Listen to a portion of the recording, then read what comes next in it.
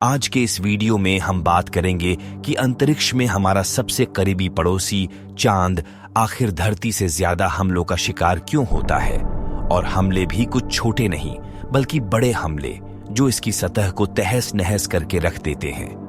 ये हमले कोई और नहीं बल्कि अंतरिक्ष ही इसके ऊपर एस्ट्रॉयड्स के रूप में करता रहता है।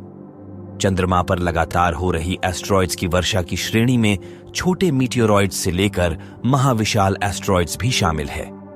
इसका सबसे बड़ा उदाहरण इसकी सतह पर साउथ पोल एटकेन बेसिन है, जो अरबों साल पहले इसके साउथ पोल पर एक बड़े एस्ट्रॉयड के टकराने की वजह से हुआ था। इसका प्रभाव इतना भयानक था कि इसने चंद्रमा की सतह पर 2500 किलोमीटर व्यास का एक गड्ढा बना दिया था। ये गड्ढा इतना विशाल होने के साथ साथ लगभग 13 किलोमीटर गहरा भी है। जबकि हमारी धरती का आकार चंद्रमा से बड़ा है, फिर भी हमेशा से चंद्रमा ही एस्ट्रॉयड्स का ज्यादा शिकार बनता आया है। इससे पहले कि हम डिस्कस करें कि ऐसा क्यों होता है, पहले ये जान लेना जरूरी है कि चंद्रमा पर आखिर इतने कितने एस्ट्रॉयड आकर टकराते रहते हैं। हम चंद्रमा पर टकराने वाले एस्ट्रॉयड के आकार और उनकी टकराने की फ्रीक्वेंसी को 3 श्रेणियों में बांट सकते हैं। सबसे पहले आते हैं माइक्रोमीटियोरॉइड से होने वाले इम्पैक्ट। माइक्रोमीटियोरॉइड इम्पैक्ट्स वो इम्पैक्ट हैं जो छोटे पार्टिकल्स द्वारा उत्पन्न इम्पैक्ट हैं, जो चंद्रमा की सतह पर बहुत बार, संभवतः प्रतिदिन हजारों बार टकराते हैं। ये प्रभाव इतने छोटे होते हैं कि इन्हें धरती से देखा नहीं जा सकता, और आमतौर पर इनकी वजह से चांद पर छोटे छोटे गड्ढे बन जाते हैं, या फिर इनकी वजह से रेगोलिथ चंद्रमिट्टी में गड़बड़ी उत्पन्न होती रहती है। दूसरे नंबर पर आते हैं लार्ज मीटियोरॉइड्स। लार्ज मीटियोरॉइड्स या छोटे एस्ट्रॉयड्स कुछ मीटर आकार के होते हैं और माइक्रो मीटियोरॉइड्स के कंपैरेटिवली चंद्रमा पर इतना फ्रीक्वेंटली नहीं टकराते हैं। इनके प्रभाव कुछ मीटर चौड़े गड्ढे बना सकते हैं और ये एक साल में सैकड़ों या हजारों बार चांद से टकरा सकते हैं। आखिर में आते हैं बड़े एस्ट्रॉयड्स।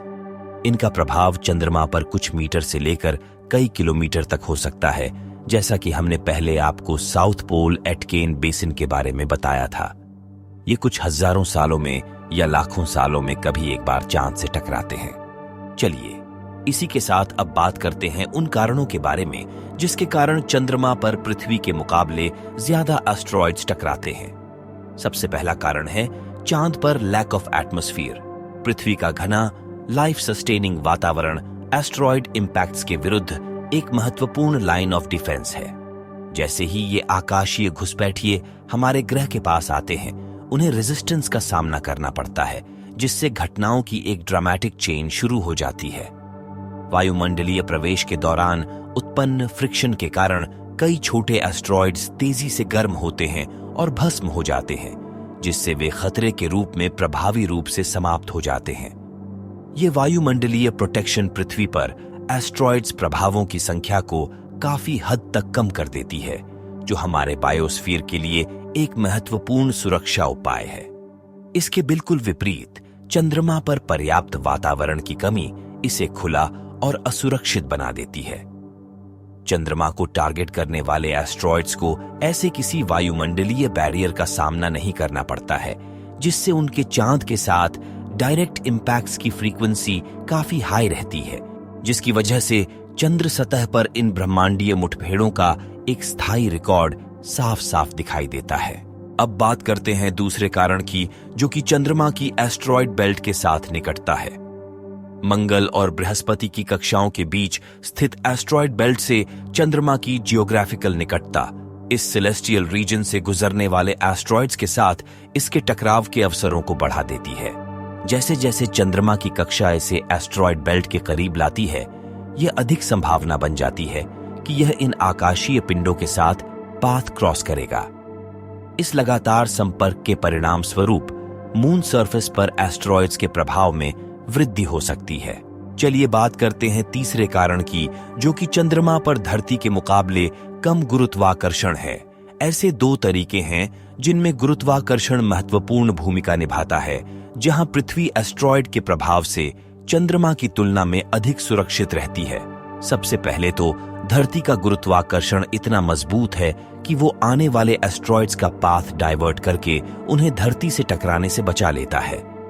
लेकिन चांद पर धरती के मुकाबले बहुत कम गुरुत्वाकर्षण है, जो कई बार तेजी से आने वाले एस्ट्रॉइड्स का पाथ डाइवर्ट करने के लिए पर्याप्त नहीं होता, जिसकी वजह से इस पर एस्ट्रॉइड के टकराव का खतरा भी धरती से ज्यादा होता है। एक दूसरे तरीके से भी पृथ्वी का गुरुत्वाकर्षण कई बार छोटे एस्ट्रॉइड्स को सीमित रखता है।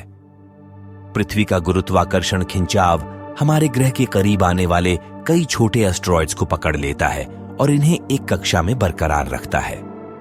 ये एस्ट्रॉइड्स जब पृथ्वी के गुरुत्वाकर्षण क्षेत्र में खींचे जाते हैं तो एक ऑर्बिट में प्रवेश कर सकते हैं या टेम्पोरेरी या परमानेंट सैटेलाइट्स के रूप में कैद हो सकते हैं। ये वास्तव में उन एस्ट्रॉइड्स की संख्या को कम कर देता है जो अन्यथा पृथ्वी के पाथ को क्रॉस कर सकते थे।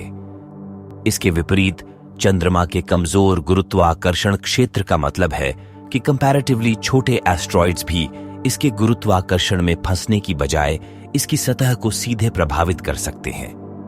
इसी के चलते हमारा बेनू एस्ट्रॉइड पर ये वाला वीडियो देखना ना भूलें, जिसमें हमने धरती की तरफ आ रहे इस एस्ट्रॉइड के बारे में बताया है।